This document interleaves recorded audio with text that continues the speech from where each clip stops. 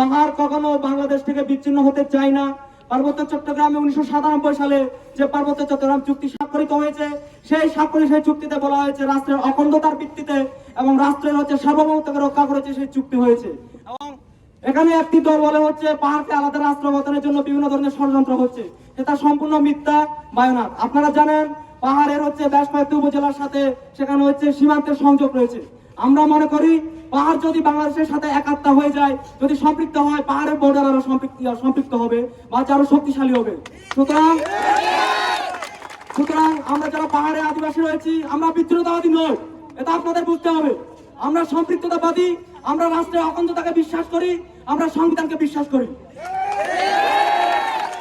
Majority সেটা একটা ধারণা পোষণ করেছে পাহাড় থেকে সেনা তুলে নিলে পাহাড় একটা আলাদা রাষ্ট্র হয়ে যাবে, পাহাড় একটা আলাদা অঞ্চল হয়ে যাবে, ভারতের কাছে চলে যাবে। কিন্তু সেটা সম্পূর্ণ একটা মিথ্যা বায়নাট। আমরা পাহাড় থেকে সেনাবাহিনী সরাতে বলিনি, আমরা বলেছি পার্বত্য চট্টগ্রাম চুক্তিতে বাংলাদেশের যে সেনাবাহিনী রয়েছে সেই সেনাবাহিনীর জন্য 6টি ক্যান্টনমেন্ট নির্ধারিত আছে। আমরা বর্তমানে পাহাড়ে যে 500-র অধিক যে অস্থায়ী সেনাক্যাম্প রয়েছে সেই সেনাক্যাম্পগুলো প্রত্যাহার করে আমরা সেনাবাহিনীকে তার স্ব নিজস্ব বেড়াকে ফিরে যেতে আমরা অনুরোধ করছি। সুতরাং আমরা সেনাবাহিনীর বিরুদ্ধে নয়, আমরা সেনা শাসনের বিরুদ্ধে। এই জিনিসটা আমাদের মনে রাখতে হবে। আমি বন্ধুগণ, আপনারা গতকাল দেখেছেন এক বাঙালি কর্তৃক মোটরসাইকেল চুরির ঘটনায় গণদোলাইয়ের পর সেই কর্তব্যরত গণদোলাইয়ের পর সেই যে বাইক চুরি করছে তাকে হসপিটালে নেওয়া হচ্ছে। হসপিটালে নেওয়ার পর তাকে কর্তব্যরত চিকিৎসক মৃত বলে ঘোষণা করছে।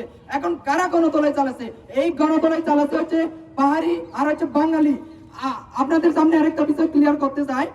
এই বিষয়ের ক্ষেত্রে যে চুরি করছে তার কিন্তু 17টি মামলা আছে। সেই 17টি মামলার মধ্যে 14টি বাইক চুরির মামলা, 3টি মাদক চুরির মামলা। এই বিষয়ে তারা আমাদেরকে অবগত করেছেন। সংগ্রামী বন্ধুগণ, আমরা দেখেছি গতকাল খাগড়াছড়ি সদরে যে আমাদের পাহাড়ি বাইরে আছে, যাতে আমাদের বাড়িঘরের উপর, বৌদ্ধমন্ত্রীর উপর স্যাটেলাইট বাঙালিরা হামলা চালাতে না পারে, তারা পাহারা দেওয়ার জন্য যে রক্ষা করছিল, সেই মুহূর্তে সেনাবাহিনীর আর্মি সদস্যরা তারা আমাদের ভাইয়ের উপর গুলি চালিয়ে নির্বিচারে সেখানে আমাদের একাদশ শ্রেণীর আমাদের ছোট ভাই নিহত হয়েছেন। তো আমরা রাঙ্গামাটি সদরে দেখছি আমাদের ভাইরা যখন রাজপথে নামছিল তখন সেই স্যাটেলাইট বাঙালিরা রাঙ্গামাটিতে যারা স্যাটেলাইট বাঙালি রয়েছে তারা আমাদের ভাইদের বিক্ষোভের উপর হামলা চালিয়ে তারপর আমাদের সেখানে রাঙ্গামাটিতে মৈত্রী বৌদ্ধ বিহারে হামলা চালায় এবং লুটপাট করে। এই প্রতিবাদে আমরা আমাদের রাজশাহী বিশ্ববিদ্যালয়ের যুগ্ম শিক্ষার্থী পরিবার এবং রুয়েটের যুগ্ম শিক্ষার্থী পরিবারের পক্ষ থেকে তীব্র নিন্দা জানাই। এর আগেও আমরা দেখেছি সংগ্রামী বন্ধুগণ, আমাদের এই হত্যাকাণ্ডের আমরা বহুদিন ধরে ঘটনাগুলো দেখে আসছি। আমাদের দেয়ালে থেকে গেছে, আর আমরা কোনায় বসে থাকতে চাই না।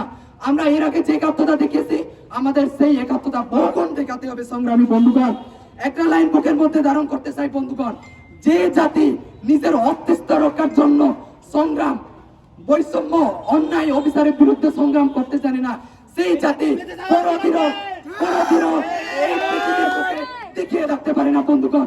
তো আমরা পাহাড়ি ছাত্র যারা আছি আমরা সবাই একাত্মতা হয়ে চাঁদের দিকে এগিয়ে যেতে চাই বন্ধুগণ। তো ধন্যবাদ সবাই। স্বাধীনতার 53 বছর পরে এসেও তারা নিজেদেরকে বলতে হচ্ছে তাদের যে আমরা বিচ্ছিন্নতাবাদী নই, আমরা সম্পৃক্ততাবাদী। এর চেয়ে নোংরা রাজনীতি আমাদের দেশে আর কি থাকতে পারে? এর উল্টো যে রাজনীতিটা আছে, তাদেরকে আমরা বলছি যে তারা বিচ্ছিন্নতাবাদী। তাদেরকে বলতে হচ্ছে যে আমরা বিচ্ছিন্নতাবাদী নই, আমরা সম্পৃক্ততাবাদী। এই রাষ্ট্র আমাদের, মানে এর চেয়ে দুঃখজনক আর পরিস্থিতি আমাদের বাঙালি হিসেবে আমাদের জন্য এটা অনেক বড় লজ্জার বন্ধুগণ।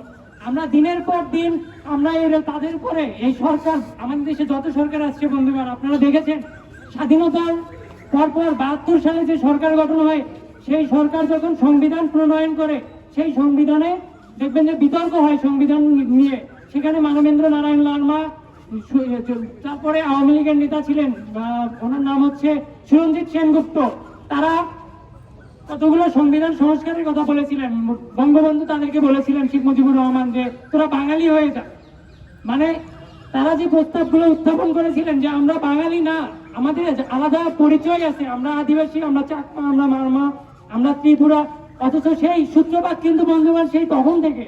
আজ পর্যন্ত পাহাড়ের এই বিষয়গুলো কেউ মীমাংসা করেনি বন্ধুগণ।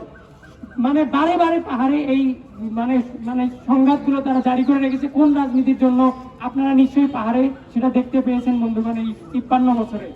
আমরা বলতে চাই পাহাড়ের এই অশান্তি দ্রুত সময়ের মধ্যে আমাদের যে শান্তি চুক্তির নামে বন্ধুগণ পাহাড়ে একটা অশান্তি বিরাজ করে রাখা হয়েছে বন্ধুগণ, দীর্ঘস্থায়ী অশান্তি বিরাজ করে রাখা হয়েছে।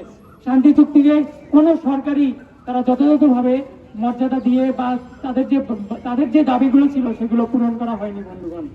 সেই জন্য আমরা বলতে চাই আমরা পাহাড়ে সেটেলার চাই না, পাহাড়কে পাহাড়ের মতো থাকতে দিতে হবে। পাহাড়ের যে জীবন, পাহাড়ের যে সংস্কৃতি, পাহাড়ের মানুষের যে স্বতন্ত্র, সেই স্বতন্ত্র পক্ষে আমরা সেই স্বতন্ত্র চাই। আমরা পাহাড়ে কোনো মিলিটারি শাসন চাই না। আমরা সারা দেশেই কোথাও কোনো মিলিটারি শাসন চাই না, কোনো কর্তৃত্ববাদী কোনো শাসন চাই না বন্ধুগণ। আজকে এই কথাটাই এই সমাবেশ থেকে বলতে চাই বন্ধুগণ। আমরা মনে করি আপনারা সেই মর্যাদাটুকু সেই ব্যাপারটা আপনারা নিজেদের সবাই ধারণ করবেন যে আমরা কোনো ধরনের কর্তৃত্ববাদী শাসন আমরা কোথাও চাই না।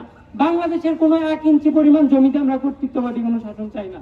আমরা পাহাড়ে সেটেলাইট চাই না।